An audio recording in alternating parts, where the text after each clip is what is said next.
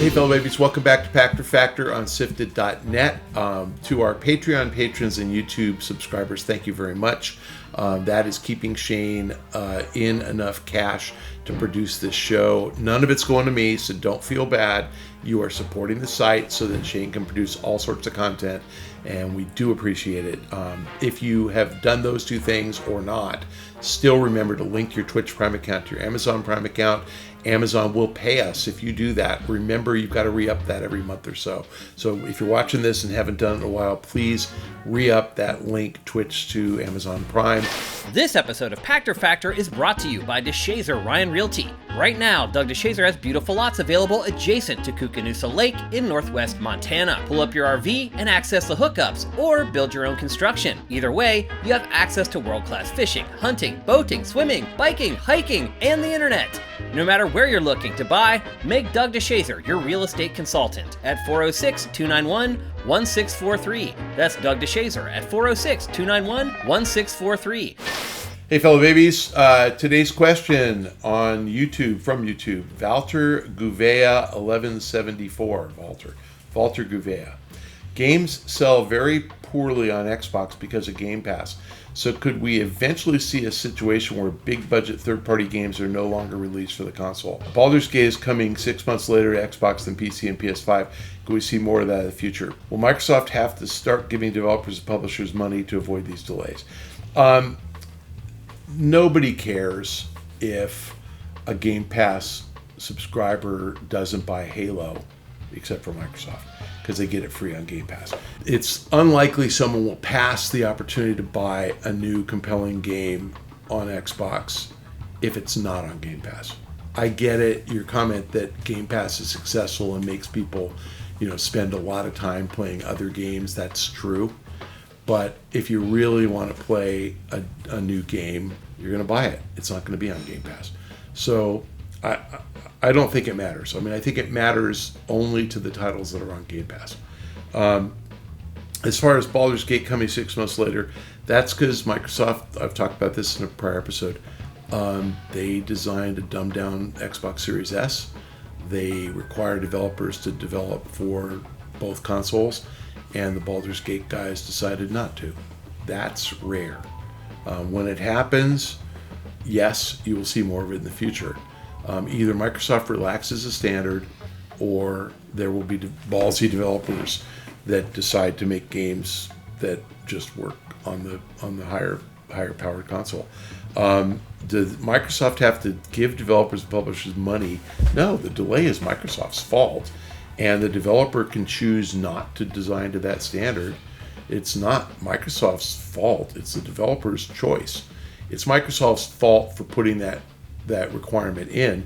The developer didn't have to sign the contract, or the developer should have notified Microsoft that they just were going to not dumb it down. And Microsoft knew, clearly. I think anything a console manufacturer does to make the developer dumb down the game is bad for consumers. So I expect that practice will end. I don't know how, but I think what they'll end up doing is paying to put Baldur's Gate on Game Pass so anybody can play it, or they'll pay something to let Xbox Series S owners upgrade. But I just think it's a dumb idea to release two versions of the console. Microsoft essentially rendered the higher powered Xbox Series X obsolete, because why would anybody develop to that standard? And here along comes Baldur's Gate, developed to that standard. So, I think if you've got the high end and that's what people want to develop for, let them do it, let their games come out. And it's Microsoft's problem with the Xbox Series S owner that it's not available. They should actually let people do it. But anyway, the change will probably be that. So, no, Microsoft's not going to pay developers and publishers. The developers and publishers are going to have to make the decision on if they want to sell fewer units of the game and have a better game. And I think that's likely to happen in the future. And again, a better game is going to sell more units because it's better. Fewer units because it's not available on Xbox Series S. There's going to be the guy who plays FIFA only and doesn't sign up for Game Pass. Everybody's not a hardcore gamer. Microsoft's going to very slowly go from 25 million to 225 million subscribers. I think they're going to grow by 25 million a year. I don't think it's going to be 200 million a year. So I think they're going to go 25, 50, 75, 100. And that means fewer people will buy new games on Xbox. They'll still buy FIFA. I flat out spoke to Ubisoft about Assassin's Creed sales and asked them, because the MPD had Xbox sales really bad, and Ubisoft goes, nope, we sold exactly as many as we expected to sell. Call of Duty sold record numbers of units in 2020, sold good numbers 21 to 22. No, they're selling them on Xbox. It's not all PlayStation. Now, possibly it's on Xbox One instead of Xbox Series S, but it doesn't matter. Game Pass isn't cutting into sales on Xbox. It's wrong. These guys are, it is, but not to the extent that you just suggested. So are they down 10%? Yes. Are they down 50? No. No, sorry, not. I talk to every publisher. I'm telling you, you can disagree with me. I know. Okay, and I can't give you real numbers, but the digital download sales are a much bigger piece on Xbox than they have been.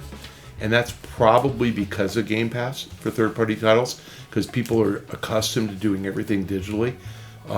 But, you know, I actually, like I said, I asked Ubisoft point blank on Valhalla. That's the last time I subscribed to MPD was December 21, and Valhalla numbers were and I asked Ubisoft, I'm like, is this right? And I'm, whatever. It was probably something like 10% of sales were Xbox versus PS4 and 5. But the total units were not big numbers. You know, like in the US, it was like 2 million total physical. And I was like, again, I'm making this up because I don't remember, 200,000 to 1.8 million. And I go, was it really like 10 to 1 PlayStation? And Ubi goes, no, it was like 40-60, which is exactly what we expected. And that's about exactly what the installed base is. And I go, was it that much higher on digital downloads on Xbox? And they said, yes. And I've asked Take-Two about this on titles. I stopped getting MPD data because that proved to me it was completely unreliable. So, no, sorry, it's just not right. And again, I cover these guys and look at their sales on a quarterly basis, and we reconcile all their unit sales. They're all doing fine on Xbox. Thank you, Patreon patrons. Thank you, YouTube subscribers, for supporting Shane in his quest to keep the SIFTD site alive. This is important. Thank you if you have linked your Amazon Prime account to your Twitch Prime account. Shane is getting paid for that, so thank you. You are supporting the site. If you are watching this a week late, that's because you didn't do any of those things. You can still link your Twitch Prime account to your Amazon Prime account. But you're required to follow me on the site formerly known as Twitter, at Michael Pachter.